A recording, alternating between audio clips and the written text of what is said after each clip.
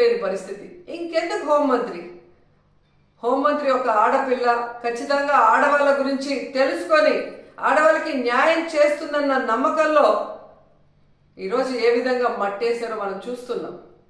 ఈరోజు కూడా మీరు చూస్తే జగన్మోహన్ రెడ్డి గారు పుంగునూరుకి 9వ తేదీ వస్తున్నారు అని తెలియగానే ఎక్కడ తమ ప్రభుత్వ అసమర్థన పరిపాలన బయటకు వస్తుందో, రాష్ట్రంలో జరుగుతున్న అన్ని విషయాల గురించి జగన్మోహన్ రెడ్డి గారు అక్కడ ప్రస్తావిస్తే తమ పరువు పోతుందన్న భయంతో ఈరోజు ప్రభుత్వం హోంమంత్రి పరుగులు తీస్తున్నారు పుంగునూరుకి. మరి ఎందుకు నీ పక్క నియోజకవర్గంలో నువ్వు వెళ్ళలేదు? ముచ్చిమర్రికి ఎందుకు వెళ్ళలేదు? గుడ్లవల్లేరుకి ఎందుకు వెళ్ళలేదు?